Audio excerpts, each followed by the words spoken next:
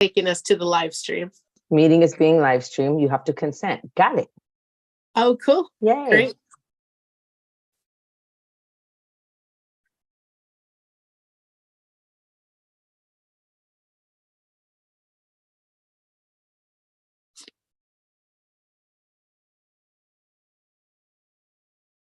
Hey everyone, welcome to Friday Fire, the morning edition. I am your host, Brenda Vaca, coming to you live from Sehatna unceded Tongva territory, otherwise known as South Whittier, California in Southeast LA County. I'm here joined with the wonderfully talented and prolific writer, Tisha Reichle-Aguilera. And I'm just really excited for this conversation. We're gonna hear all kinds of stuff from Tisha's pen. And yeah, I'm really excited for you to join me today, Tisha. Welcome. Thank you. Thanks for having me, Brenda. I'm excited to chat with you about all things writerly. Absolutely. All things writerly.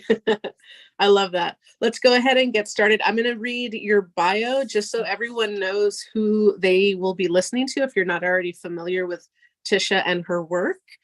So here we go. A little bio from the writer Tish. Tisha Marie Reichle-Aguilera, she, her, writes so the desert landscape of her childhood can be heard as loudly as the urban chaos of her adulthood. A former high school teacher, she earned an MFA at Antioch University and a PhD at USC.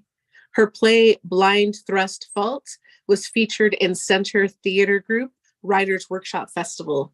Her fiction has been nominated for a Pushcart Prize, Best of the Net, Best Microfiction, and is spotlighted in Best Small Fictions 2022. Her young adult novel, Breaking Patterns, is forthcoming with Inlandia Books. You can read her other work at www, or maybe it's http:// and I'll make sure to put the link down below. Thank you. When we repost this. TishaReichle.com. Everyone, welcome to the virtual stage. Tisha Reichle-Aguilera. Thank you. Every time I hear my bio, I'm like, wait, who did that? Who was that? What are we talking about? Who? Kind of an out-of-body experience, right? It is. It is. People talking about me. It's not like it never happens, but usually it's for something I did that I wasn't supposed to do.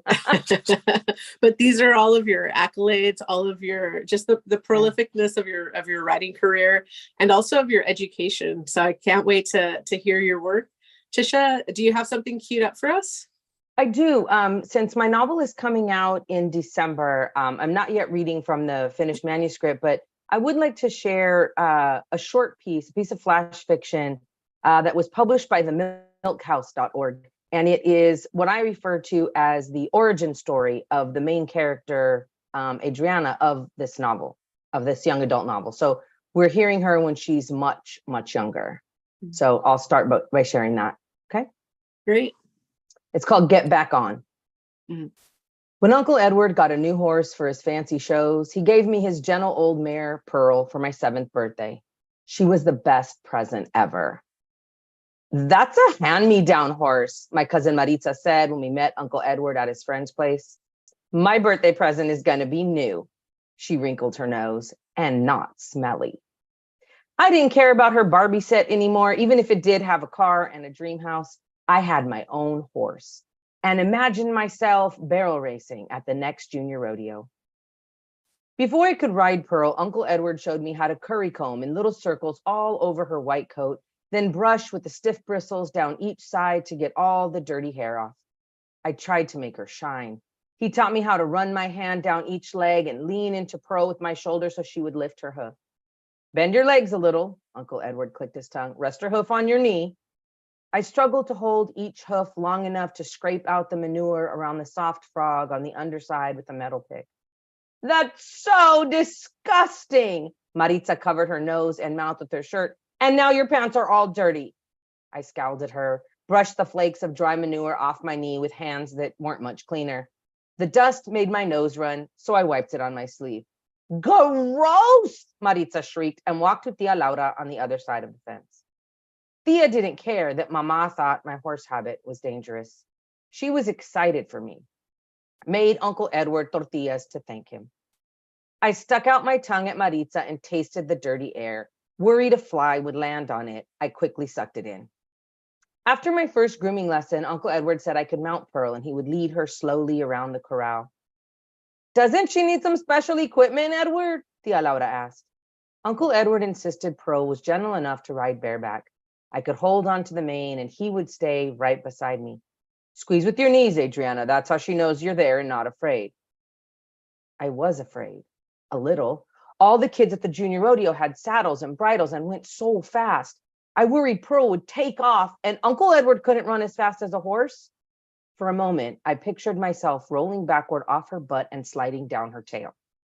He must have seen my eyes get too big, so he offered to ride behind me the first time. Talk to Pearl so she knows your voice. How does she know to turn left or right? I asked. Nothing looked like a steering wheel. Right now, she knows to walk in a circle around the fence. She's that smart. He laughed, so I thought he was making fun of me. But when you're out in the open or in a big arena, you lay the reins gently on each side of her neck like this. He made Pearl move slowly to the right, away from the fence for a few steps. Now you try. I pulled the reins the other way. Don't pull back. That tells her to stop. He put his hand over mine and I could feel the reins loose, not tight like I had them. And together we guided Pearl back against the fence. Good. You ready to try on your own? I wiped my sweaty hands on my thighs, left dark streaks on my jeans. I nodded. Uncle Edward slid off and stood next to Tia. Maritza said, "That doesn't look safe." I side-eyed her and tapped Pearl's sides gently with my heels. I felt so free on Pearl's back alone, up so high. I could see farther down the road. On my second lap walking, Uncle Edward stopped me and showed me how to make her trot. Not scared anymore, I clicked my tongue and tapped her sides with my legs. She went faster. It was harder to hold on because my arms bounced up and down. Easy, Adriana, Uncle Edward said. Pull back a little to slow her down and keep your elbows tight against your ribs so you aren't flapping like a bird. Maritza giggled as I trotted by. I focused and the next lap around was met with compliments from Uncle Edward. I want to ride, Maritza announced. I scowled at her again. You don't want to get dirty, remember? Uncle Edward laughed. It's okay, you brushed Pearl so well, Maritza won't get too dirty. He led Pearl up to the side of the fence where Maritza sat so she could climb on. Walk around once together and then we'll call it quits for today. Stupid Maritza, always wanted what I had, even though she had her own stuff. This is so boring, she said halfway around. Really? I tapped Pearl's sides with my heels. Maritza wasn't ready for that. She grabbed the back of my shirt with one hand and my long brown braid with her other. Slow down, she squealed. You said that was boring, remember? Squeeze with your legs and let go of me. Instead, Maritza slid around Pearl's side, dragged me with her to the dirt below. Her black curls were close to a pile of dried poop, and I secretly hoped she got some in her hair. Pearl had stopped as soon as our weight was off her back, and Uncle Edward was standing over us immediately. He didn't look mad, and he didn't laugh. You two okay? Maritza started crying after he helped her up, and Tia came over to dust her off. I'm fine, I insisted and refused his hand. I got myself up and dusted myself off. Gotta get back on, Adriana, Uncle Edward said, and I did. Ah, that's so cool. I love that. I could smell a little bit of the horse's poo-poo when they tumble to the ground. What a cool scene, Tisha. Thank you.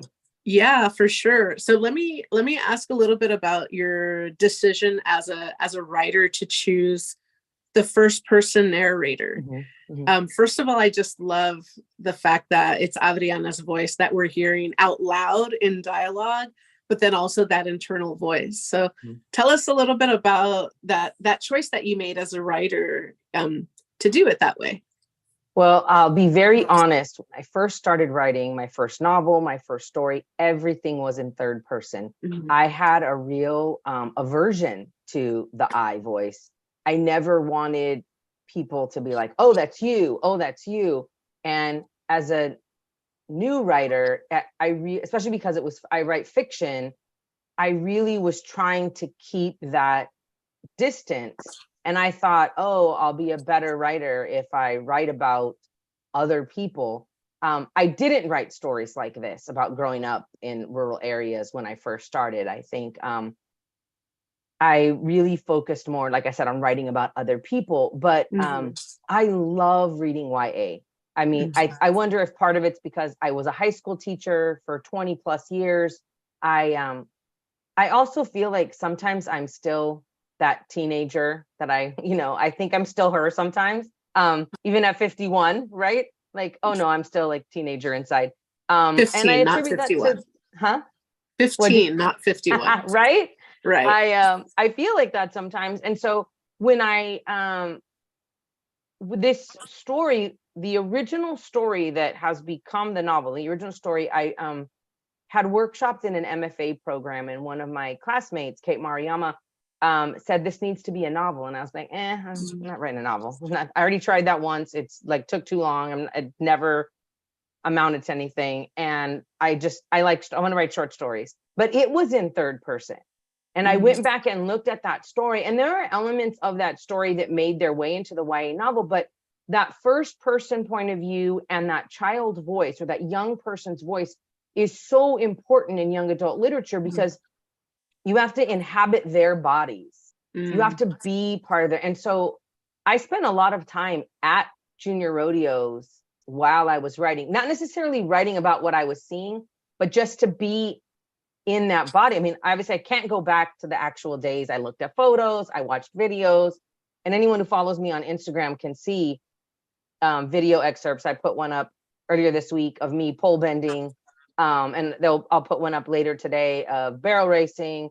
And so I watched, and to get myself back in that mindset, but it's just, there's a different rhythm of language. And I think being around teenagers, even modern day teenagers, like even though they're like the word choice they use, or their kind of idiosyncrasies are different, it helped me inhabit my own teenage body when I wrote the young adult novel. So the novel is in first person from Adriana's point of view. And it starts when she's 7 here. So in the novel, she's 17, high school student and competing in junior rodeo. So that'll be out in December. That's so cool. I love it. I can't wait till the book comes out. Again, that's from Breaking Patterns. And I did see the clip that you shared this last week, a couple of days ago, right? Good. Yeah. On Instagram. That's right. Of you pole bending. And I remember being a kid. I was not the girl on the horse, but I had cousins that were. And I remember being, and I wasn't Maritza either. Okay, we'll get that straight. Good to know.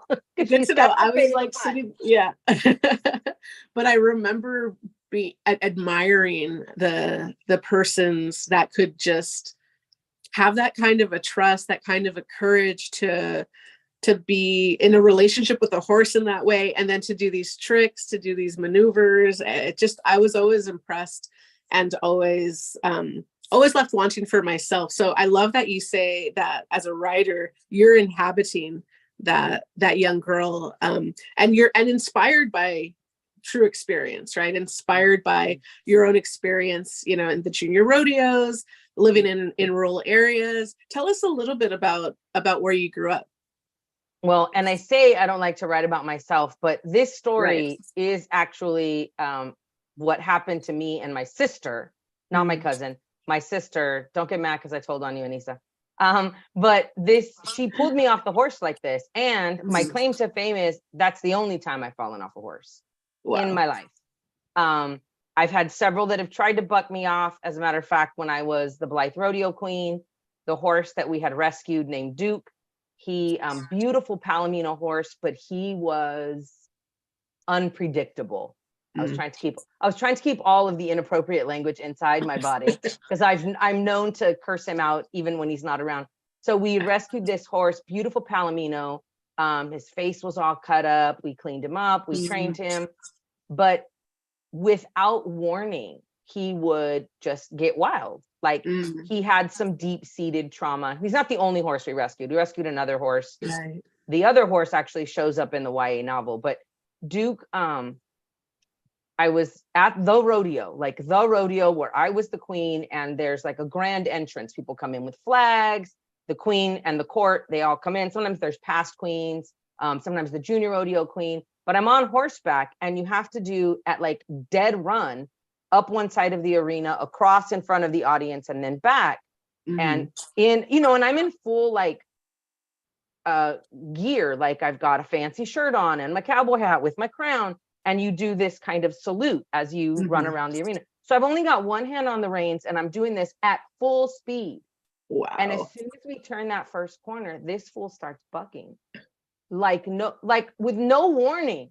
Oh no. And apparently, as the story goes, one of the rodeo staff was asking around like, who is that and whose horse is it? So of course they don't ask me because I'm 17-year-old girl.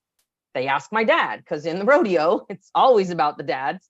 And my dad's like, her horse, her decision. And I was like, no, you can't have my horse. In hindsight, I should have sold the horse. Because the whole reason I did the rodeo queen competition was for scholarship money. My goal very early on was college. I was very focused on my education, and my parents did not go to college, so I'm first gen student. And if you'll notice, my website is tishareichle.com, and I added Aguilera when I started the PhD program at USC, because my mom's dad, my abuelo, who's from Guanajuato, education was very important to him. And so I decided when I started the PhD that I would add his last name to honor him on my PhD diploma, the PhD diploma that's still over there in the envelope, because I was like, oh, I need to get a frame. And then I stuck it over there. I was like, oh, I still need to get a frame. So growing up in this rural area, I do have scenes in the novel that are related to real experience, but it is fictional. It is this story is probably the one I just read is probably the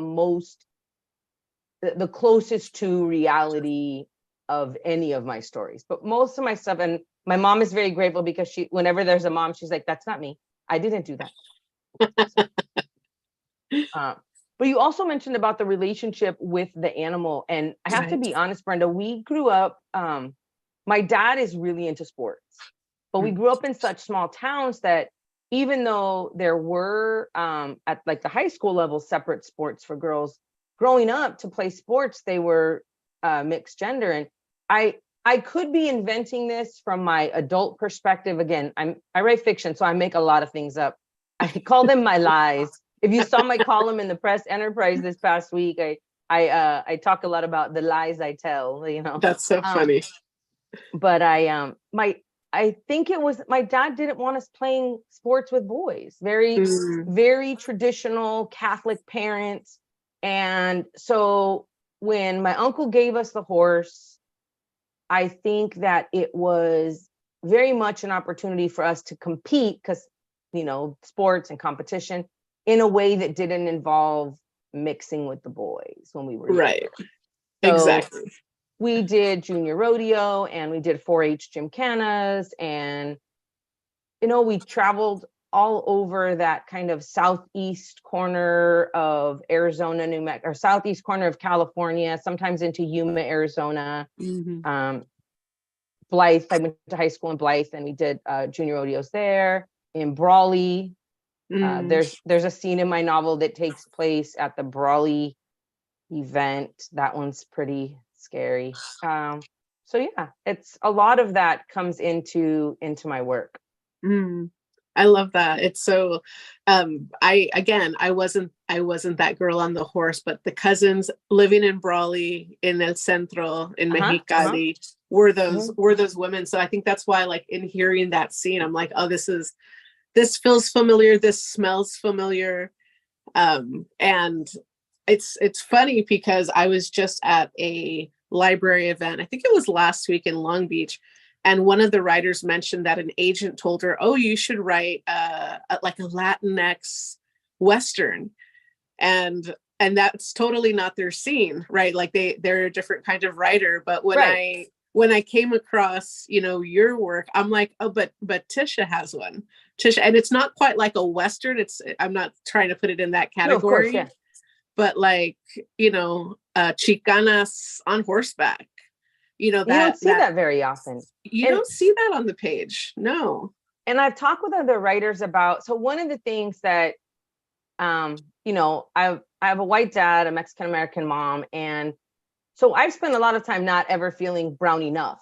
And when I talk to people, it's like I write about my experiences and my reality, so that should be considered a Chicana Latina experience. But I think what we see often, both in publishing and in television and movies, is that if it doesn't fit into a certain category, it's not considered that Latina or Latinx or Chicana, Chicanx story. And I'm like, well, I have to write, I'm not going to make, like, I wasn't in a gang, like, but that's what Hollywood tends to sensationalize. I have very different experiences. And it's funny that you mentioned El Centro. That's where I was born. And I do have a piece of short fiction, a flash fiction. It's the one that was spotlighted in Best Small Fictions that takes place in El Centro. And I have this whole series about my cousins, one in Blythe, one in Yuma, one in El Centro, one in Riverside, and one in San Diego. And it's when we, as a, it's from in the first person plural. So not the same as YA, but and you can tell it's not necessarily, it's written from that collective young person's voice. And I'm just so grateful, all my cousins, and I have a lot. We have to I have a list on my phone because it's the only way we can keep track of everyone. So my generation has children, right? Except for me and like 2 other cousins. All the girls except me have kids until it gets to like the youngest ones. And then just this past December, the cousin right after me, her daughter had a baby.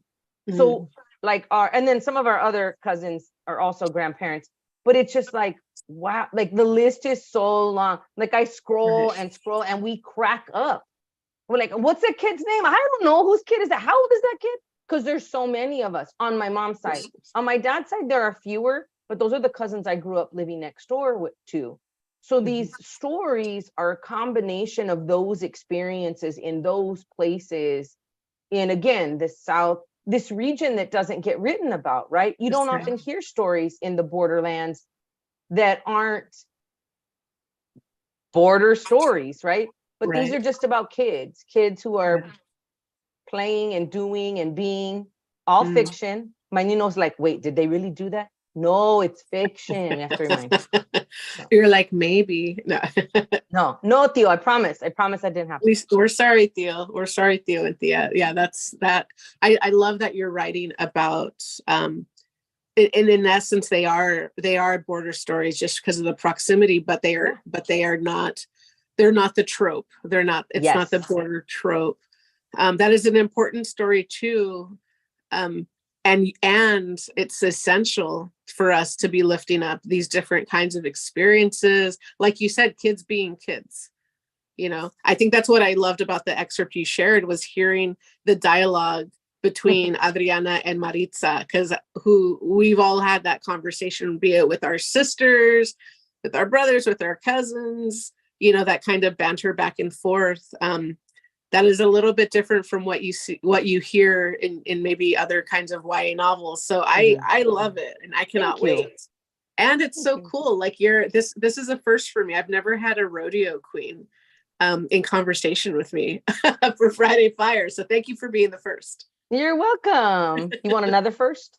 I do. Yes. So give us another first. I talk about being first gen. And so for those of you who are watching either live or later, Brenda and I had talked before about being first gen college. And I had the very first novel that I wrote is about that college experience. And at the time, I didn't know that was a thing, but there is a whole subgenre of fiction called the college novel.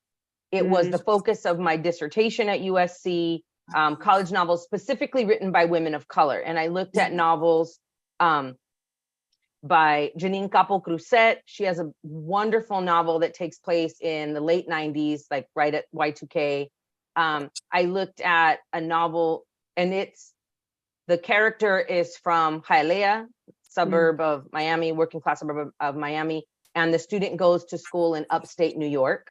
We'll leave that there. It's fiction. And then a second novel that takes place in San Diego. As a matter of fact, the writer Patricia Santana, went to the same high school as my cousins who live in Palm City. I recognize the streets because my cousins live there. And that novel is called Ghost of El Grullo. And then, and that takes place in like the 70s. And then the third novel in my dissertation is by Elizabeth Nunez, and it takes place in Wisconsin, but she's coming from the islands from the Caribbean to Wisconsin in the 60s. And she is one of three non-white students at the school. The other three are at Sacred Heart College in Wisconsin. And so it's a lot about that racial tension, but also all of them, and mine included, are about how do you maintain your connection to home when it's problematic, right? There's things about home that you need to leave in order to get a college education. But how do you not forget where you come from? Because that's such an important part of your identity. And so to get a little academic, which is not what I normally enjoy doing, but I talk about this coming of age novel, or referred to as the Bildungsroman or Bildungsroman. It can be said both ways. But I talk about the post-adolescent, because usually we hear about like young adult novels being this coming of age, or novels about children. But in this case, I refer to the post-adolescent and how that development continues, but in a new environment, but with the ongoing influence of home. And I'm watching myself do all this crazy with my hands. So, but that's accurate to the reality, right? Right. All kinds of crazy as we shuttle back and forth. Yeah. And it still happens. I'm 51 years old, and the home influence is still very much a part of my daily life. Yes. So I'm giving Brenda this exclusive. Friday Fire listeners, you get the exclusive. It's the new opening of my college novel. And the new title is All I Have Now. And it's all you need to know is it's 1990, summer of 1990. I'm just going to read the opening 3 pages if that's cool. Absolutely. I bump into a parked car and a pole, fall off the curb, and almost knock mi prima into the street. Leticia, what's your problem? Graciela asks, breath all minty and hot on my face. I've never seen buildings so tall. My neck hurts from looking up so hard. Graciela hisses in my ear. Doesn't mean your ass needs to act so damn country.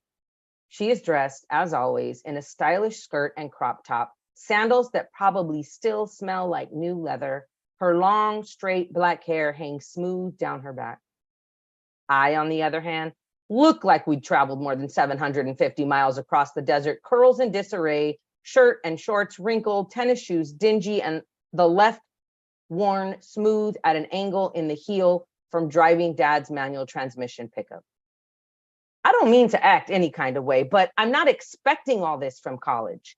I'd visited New Mexico State and UTEP when we were in 11th grade. That I could handle. That's probably where I should be. Only applied here because Graciela did. Los Angeles is her dream. I'm just along for the ride.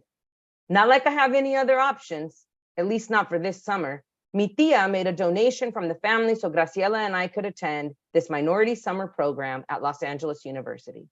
She wouldn't let Graciela come without me. Theo had scoffed, said we wouldn't last a week away from home. I kind of believed him. Graciela, however, is determined to prove her father wrong. Let's get in that line. She drags her giant suitcase behind her toward registration. Seems like there are more people in these lines right now than in our whole town. I follow her with my backpack and 2 duffel bags, one hanging off each shoulder, all my important possessions attached to me.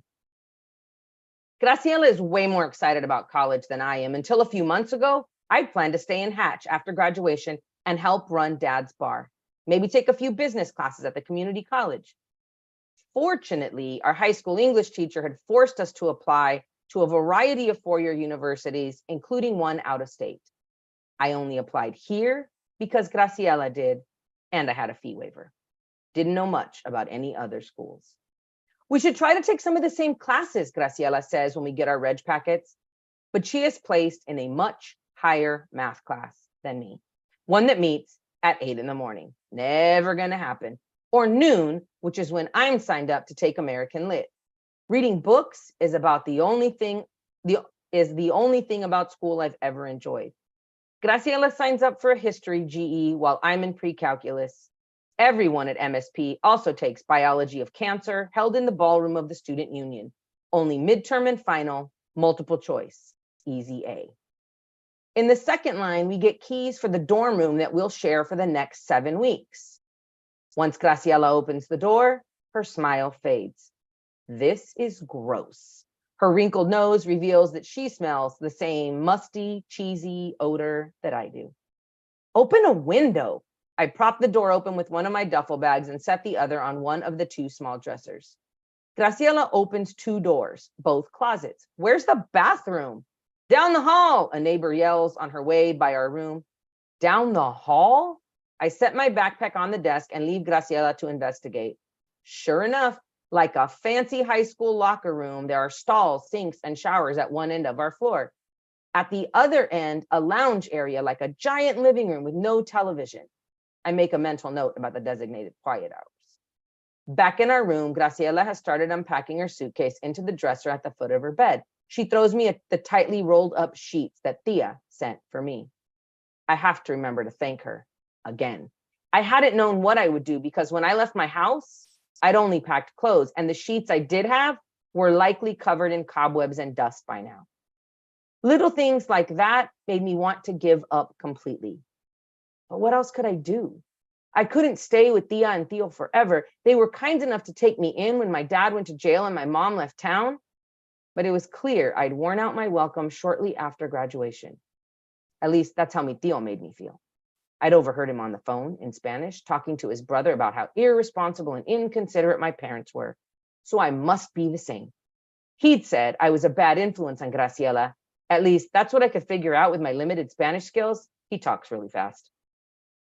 The sheets don't fit the extra long mattresses, so I put the flat one over the top and cover myself with the fitted one. I kind of like how my feet fit into the corner pockets, like built-in socks. Since I didn't have room in my bags for a pillow, I roll up my thickest sweatshirt and put it at the head of my bed, cover it with the sheet so no one sees. I'm starving. I had only eaten a bag of chips and an apple since we'd left Hatch for El Paso Airport that morning. Good thing the cafeteria opens for dinner soon. You are always hungry. Haven't you heard about the freshman 15? We've got to be careful.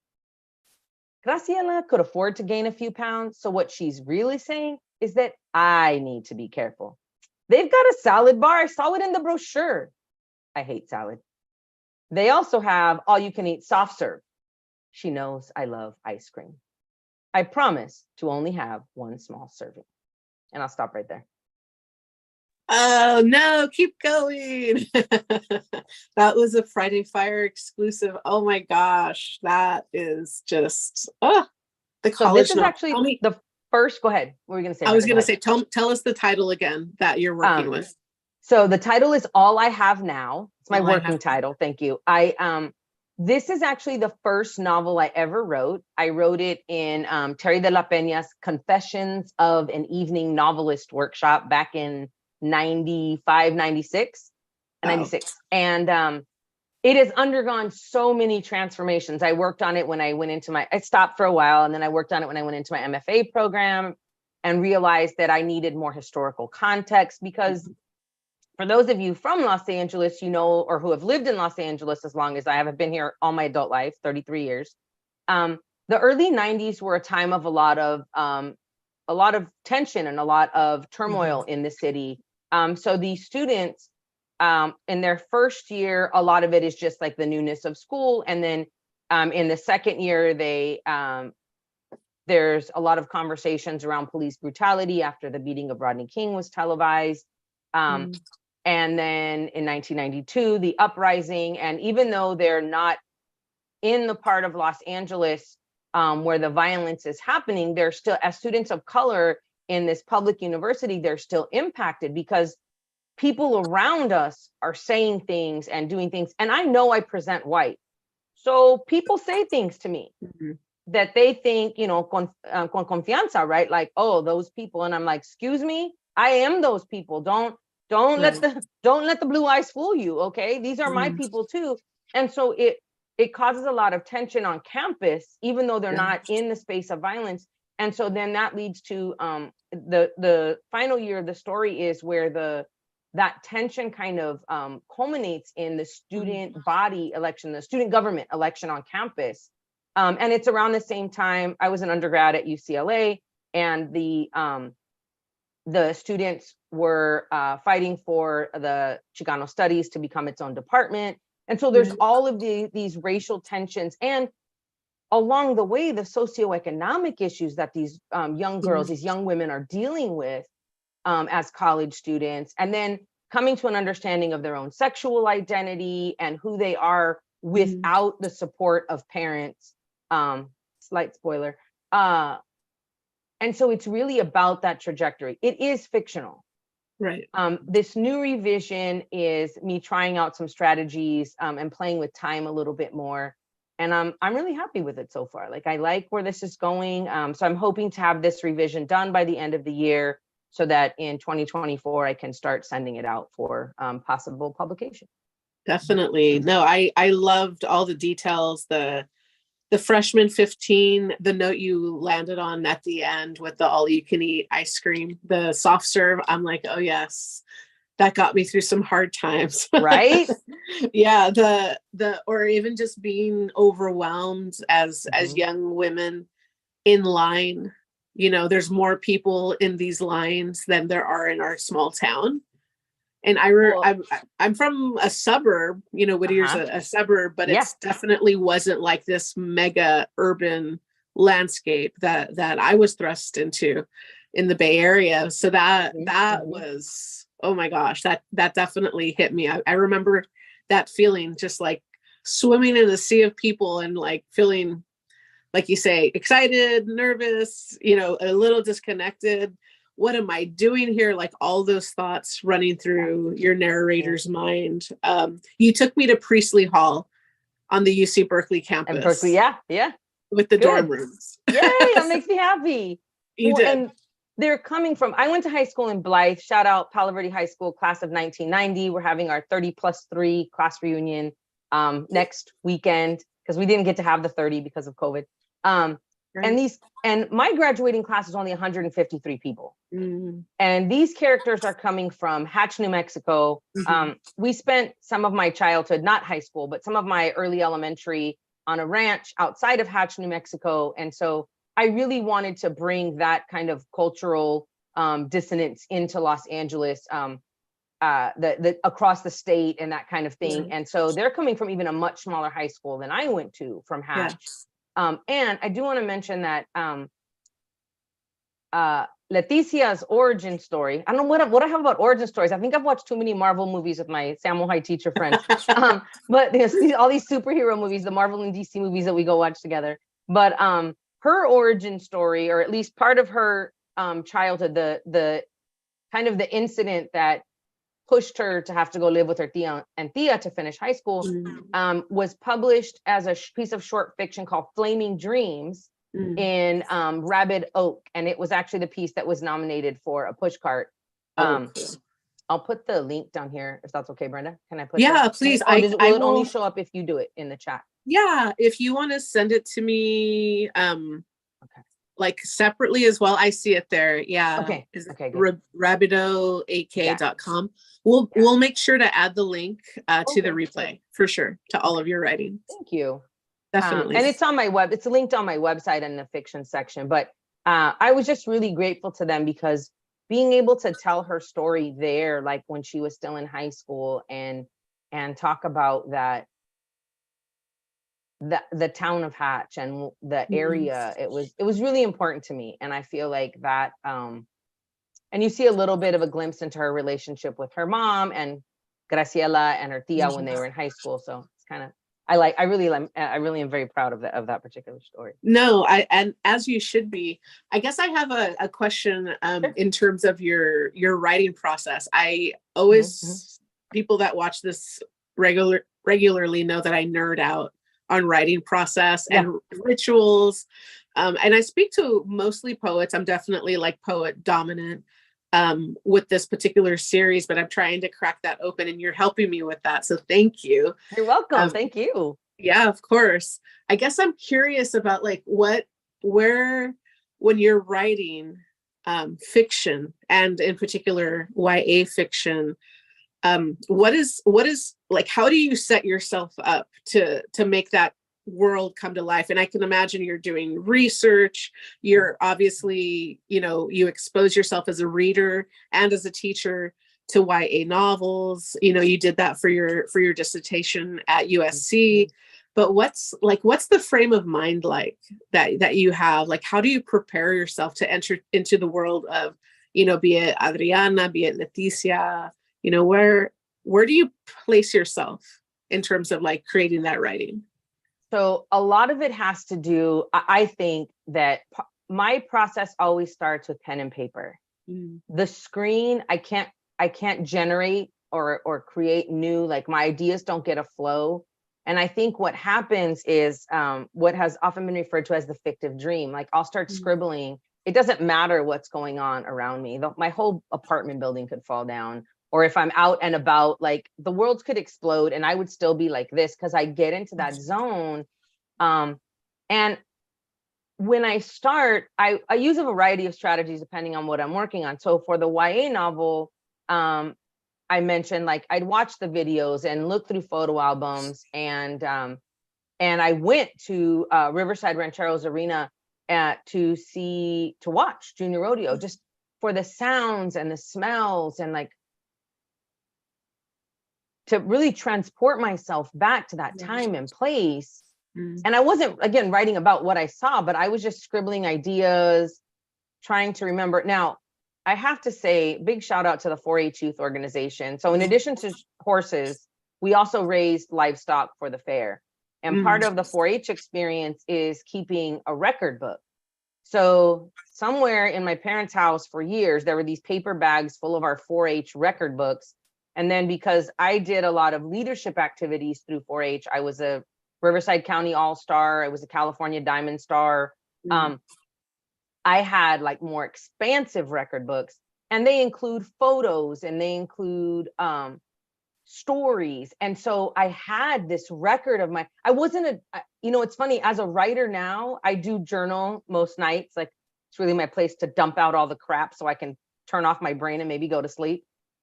But growing up, I didn't keep a diary. I wasn't that kind of girl. I didn't a journal.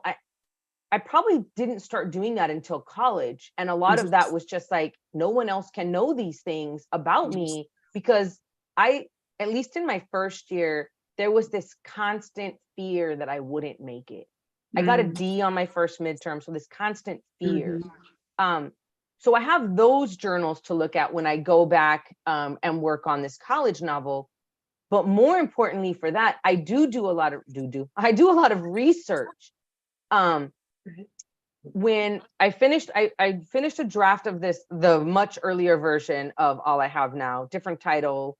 It was still in third person. I finished that when I was doing my MFA at Antioch. And I gave myself the gift of a writer's residency. It's actually the only writer residency I've ever done in Costa Rica. At the Julia and David White Artist Colony. I don't even know if it's still there, but I had seen it in Poets and Writers magazine, like even before my MFA, and I had cut out the little paper. And even before I knew what a vision board was, I had it like taped up on the side of this file cabinet over here. And the file cabinet were all the printed pages of all the versions of all the book stories, novels. There's so much paper in this house. It's probably a crime. But I went to the artist colony to do what I thought was to do a revision. And that's where I realized that I needed the historical context. So I came back a few days early from Costa Rica, and I planted myself at UCLA.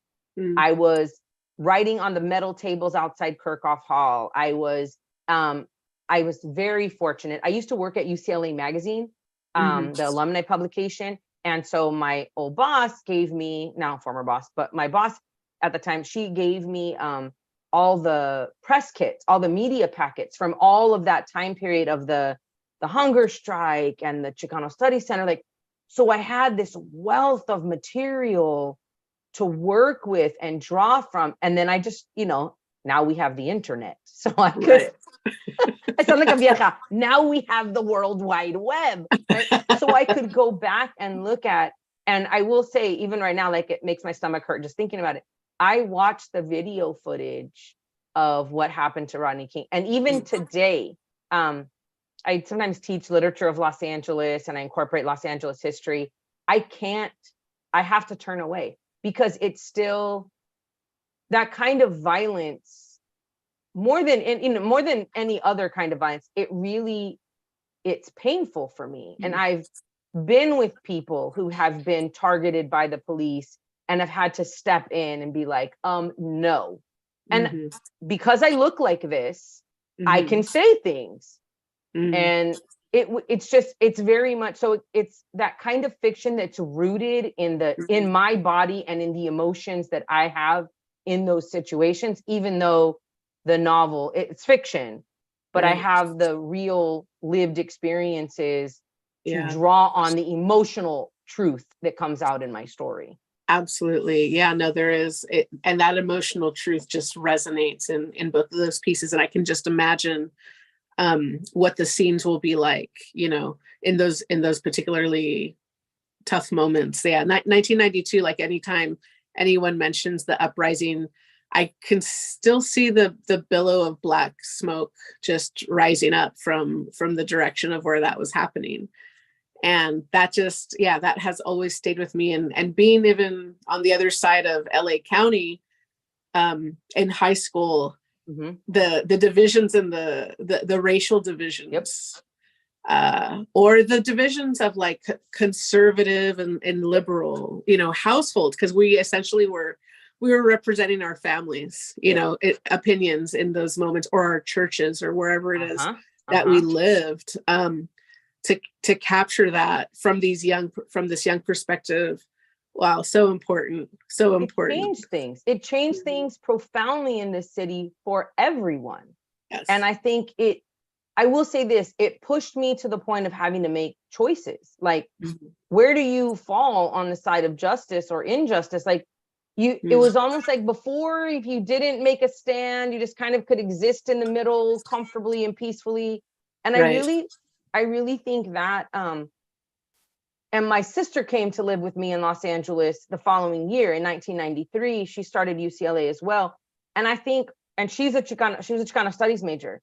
And I think that combination of things is really what ignited me as an activist. I think before, like I was kind of watching, kind of on the sides.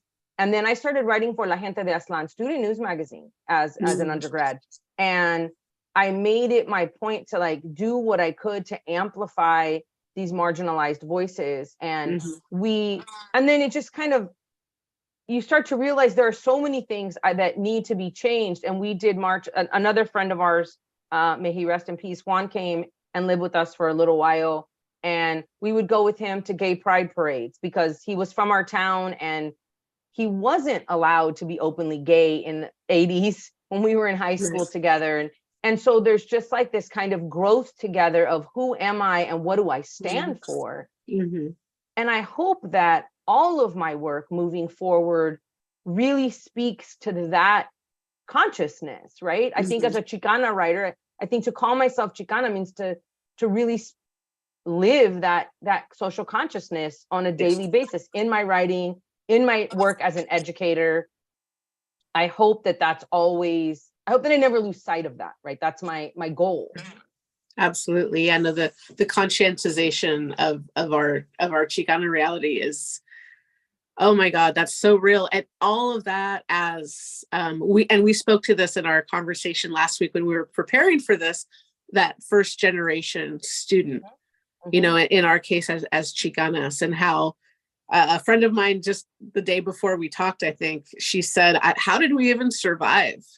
Right. Like how holding down like 2-3 jobs, full course load, away from home, like you say, maintaining that contact, exploring our new, the new corners of our identity, be it our political identity, our sexual awakening, like all of these things. And then the religiosity aspects are still there in the background, always It's so funny. My family, I don't know how it was with you and your family, but my family never left. They would come see me probably like once a month in Northern California.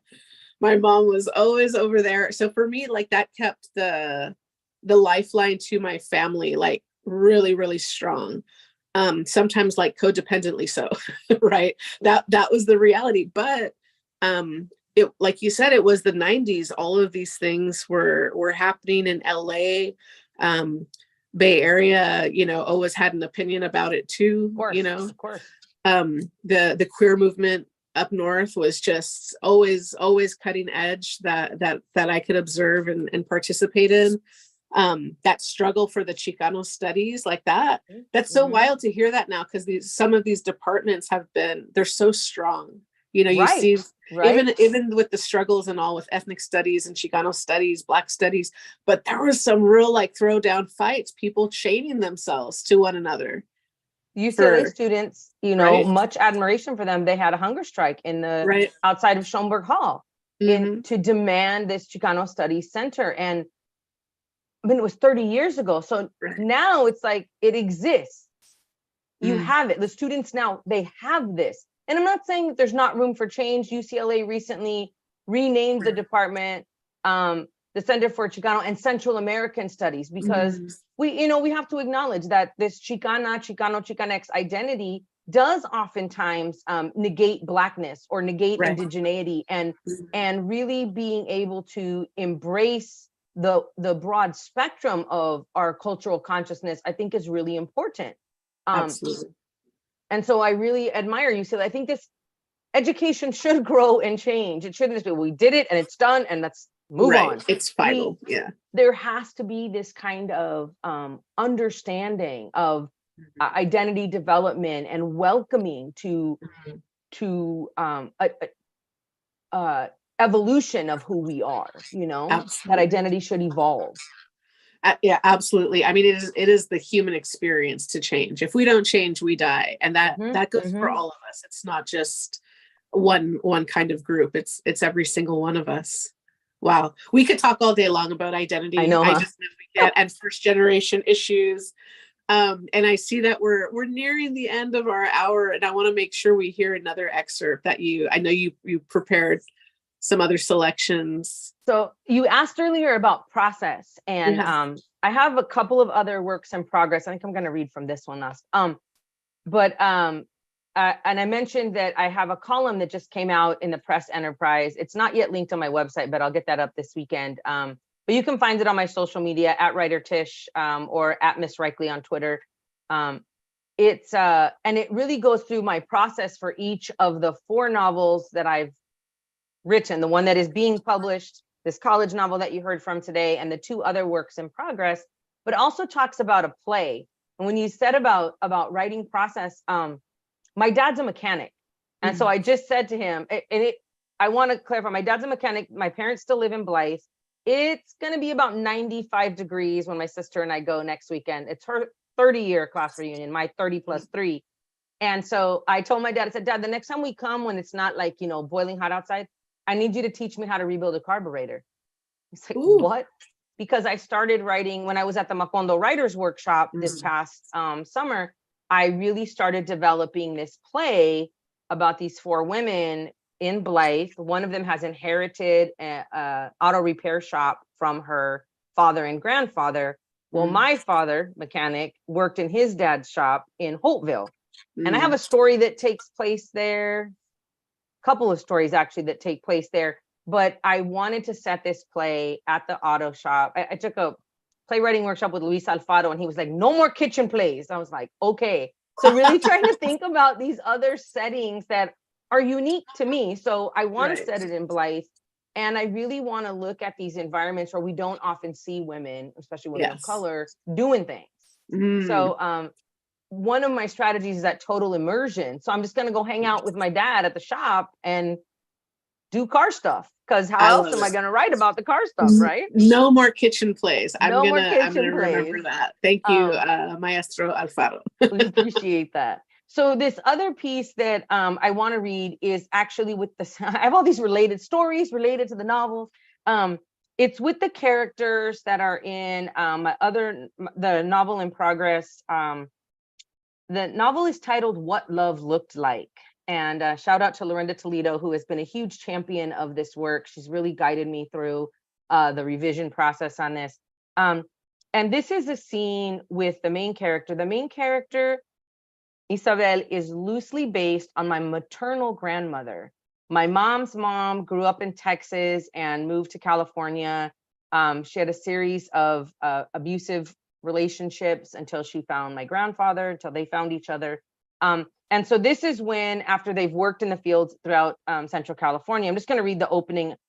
This story came out in Rural Stories, the Eastover anthology of rural stories. It's a Writers of Color issue.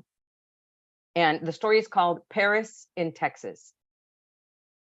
Isabel gripped the doorknob tightly, stepped out the back door and onto the back step. The tall, old salt cedar trees cast wide shadows that didn't quite reach her until the sun fell behind Coyote Mountain. Yoli reached out to hold Isabel's hand, distracted for a moment by two neighbors from across the circle. Hello there, ¿cómo sientes? Yoli waved and whispered, they are loud when they, you know. Do I look like I care about their sex life? Isabel scowled. I almost died. The doctor said I lost a lot of blood in there. But she didn't look at Yoli, hid how grateful she felt for this loss. She didn't need 2 more children.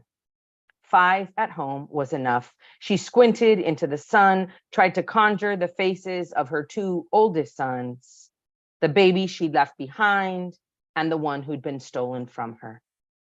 She hoped Jaime had learned a lot from Miss Julie, gone to college like her son had. David would have been in high school now, probably had a new mother, more siblings, probably didn't know she existed. Isabel dropped a yellow cushion onto the concrete and sat near her new plants. She stared at them, knew they would listen to her woes.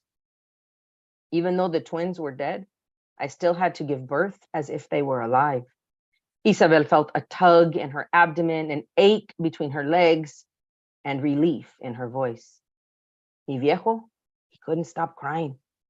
Yoli took the last drag of her cigarette, eyebrows raised. You sure you're okay to be out here? I can do it myself. She reached down for the lantana. If Caro was here, you wouldn't even need me. You heard from her? Isabel shook her head and swallowed the lump in her throat. It had been several months since her second daughter, Carolina, had left home with the carnival worker. Every morning, Isabel's husband, Armando, lit a candle and prayed for her safety.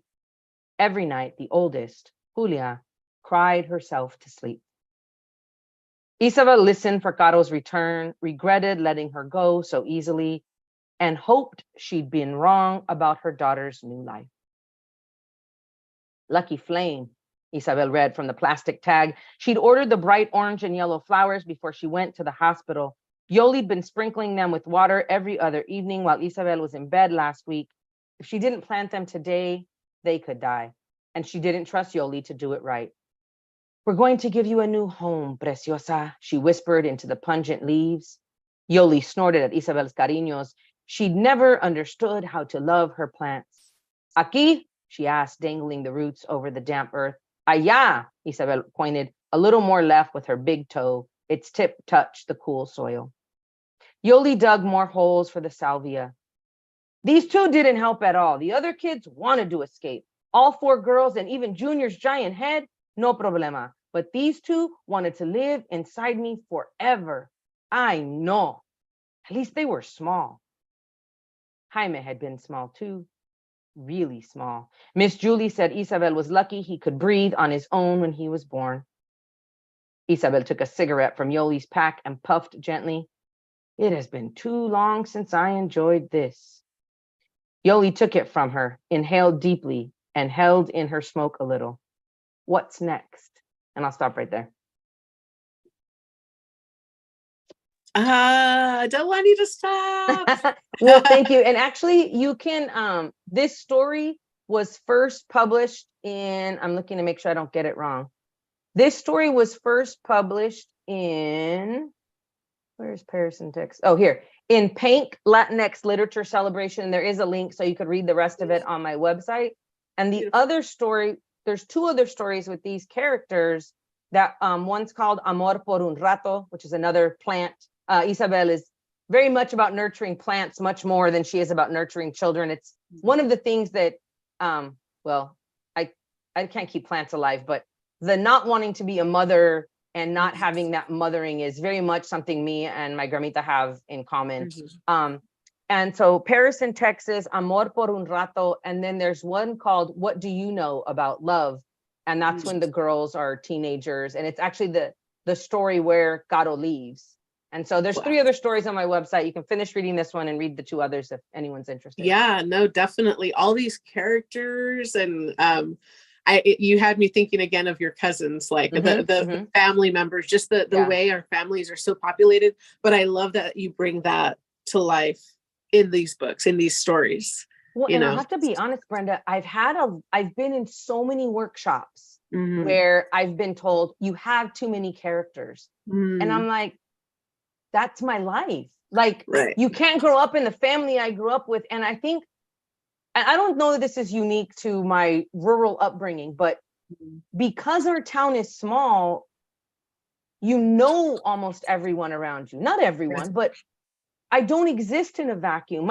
Like to write a character that doesn't have this comunidad surrounding her, and 95% of my protagonists are women and girls. There's probably like 2 stories I have where there's a male protagonist, but it's very rare for me.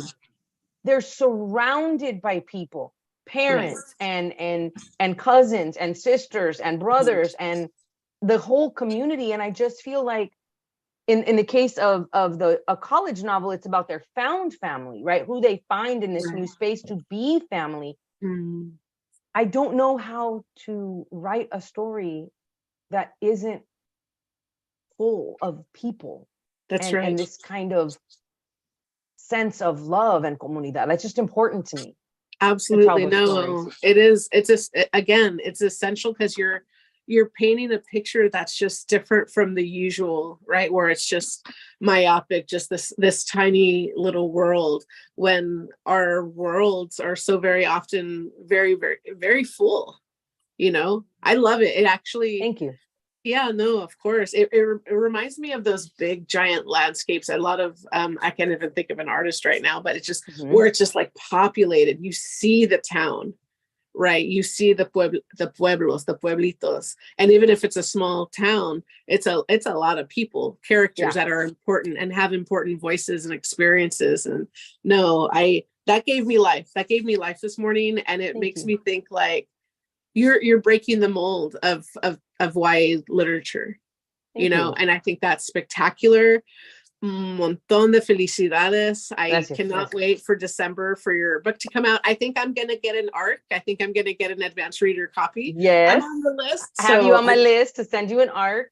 Those will probably come out sometime next month, early next month, I'm hoping. And then for anyone who's interested, if you're in the Los Angeles area, we'll be at Beyond Baroque on Saturday, December 9th at 2 p.m. If you're from the Inland Empire, I'll be at the Riverside Library on Thursday, December 7th at 6:30 p.m. Also, the Art Walk is on that day. So if you want to go check out a bunch of artists, I will actually be in conversation with the artist. I commissioned, my family gifted me for my 50th birthday this painting. I commissioned a painting by Rosie Cortez. She's an amazing artist from the Inland Empire. She's done tons of murals all over Moreno Valley, and she works out of the East Side Art House. And I'll be in conversation with Rosie, and the event will feature other writers of the Inland Empire. And then I will start my book tour. I said, I feel like it's silly to call it a book tour. I'm not really touring. I'm just going home. But I will start my book tour in Blythe on Saturday, December 2nd. We have our annual Christmas parade in town. And afterwards, there's a Winterfest. And so I'll be selling books at the Winterfest. And there'll be more events in 2024 at various bookstores. So I'm really looking forward to it. I'm excited to share the story with people. And I'm excited to celebrate, most importantly, I think, celebrate with the communities who have supported me and nurtured me throughout this process, the process of writing and of schooling and of living a very wonderful life. So I'm very happy. And you have a lot to celebrate because it's your book that's coming out. And you just earned a PhD from USC just earlier this year. In May. Yeah, in May. I mean, you're a member It's been a busy 2023. It's been intense for you. No, that's so exciting. You have lots to celebrate, and happy birthday. That's so cool. I'm going to tell my family they need to commission me something too. I have lots of favorite artists. What a beautiful gift. Yeah. I'm so glad. Tell us where we can find you again. Give us your social media handles so people can capture that, and your website. On Instagram at WriterTish, and on Twitter X, it is at MSREICHLE at Miss Reichle. And then my website is tishareichle.com. You can go there to see all my work. And I do have a TikTok. I've only posted once on my TikTok, also at WriterTish, because I don't know how to do these things. I'm still learning. So I figured TikTok is my place to play with these video things. But there is the video of me pole bending now on TikTok. And later today, like I said, I'll put up the barrel racing one. I also have one of me roping that'll come up eventually. So do you have footage of you as the queen? You know what? That's a good question. I don't think so. I have still photos of me on horseback in a shiny silver shirt and a turquoise cowboy hat. But I don't think we have video footage. I was very fortunate to get the video footage that I did. Mr. and Mrs. Brown, we used to live next door to them, and Monica and Michelle Brown, we grew up together writing. And my RIDING, not WRITING. I never say both because I did one and now I do the other. But Mr. and Mrs. Brown had beta and VHS tapes like in storage. And so I took them to Costco, converted them to DVD. And then one of my professors in this digital pedagogy class helped me writing the digital argument class, helped me convert the DVD into digital file, and then showed me, I learned video editing and very basic video editing. And I was able to cut the clips that are of myself. The DVDs have everybody. I still have the DVDs. It's like everybody else we competed with. It's like, whoa, remember her? Oh my gosh. There's one, I think, where one of our friends falls like off the front of the horse. I was like, oh my gosh. That's epic. But yeah, it's kind of fun, like to watch them and see that growing up. I love it. No, that's beautiful marketing. You're gonna blow up on TikTok. I'm gonna say that right now. Yes, no, you will. Have fun playing with it. I'm still trying to figure it out myself, but you're gonna find a slew of readers there. And part of being a fiction writer is like, I don't want to be showing this face all the time. Like I don't take selfies. And I'm known for this, right? Someone else will take a selfie. I'm like, but put it over there. Like I don't want the camera right here by my face. I just don't. Like I don't, no shade to people who do it. It's just not me. That's why I don't write nonfiction. I don't need to be front and center. I like to tell these other stories. And I was joking with a friend of mine. She's like, you're going to do an unboxing video, right? I guess because I'm supposed to. I said, you know what I might do is I might just have my sister and my niece do it. Like my niece loves all this social media stuff. I'll be like, you guys unbox the video. You unbox it. I'll just narrate from the back. If you guys do I don't need to be they on want to camera see your face, honey.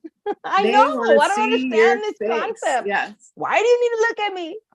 So, and then they asked me, you're so cute. You're so cute. Thank you. They're like, are you going to wear your belt buckle? I was like, no, because you have to put it on the belt.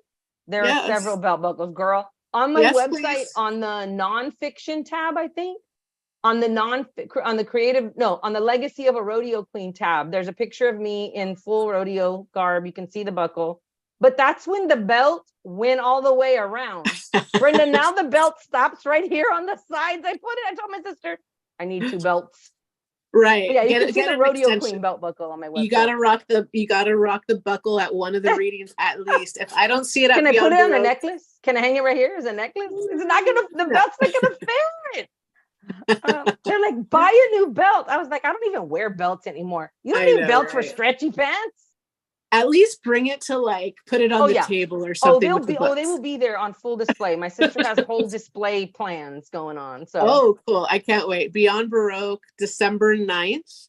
Everyone save the date, and your pre-order is already up, right? Pre-order's already up. The link is out there in social media, and I will be adding it to my website this weekend. I'm a little behind on website updates. So Yay. No, you're killing it. You're killing the game. I love it. Tisha, thank you so much for joining me today Brenda. for It was Friday great Fire. to chat with you. And I look forward So to seeing great. you soon. Yes. Okay. Have a beautiful weekend. You too. Take care. Take care. Peace, love.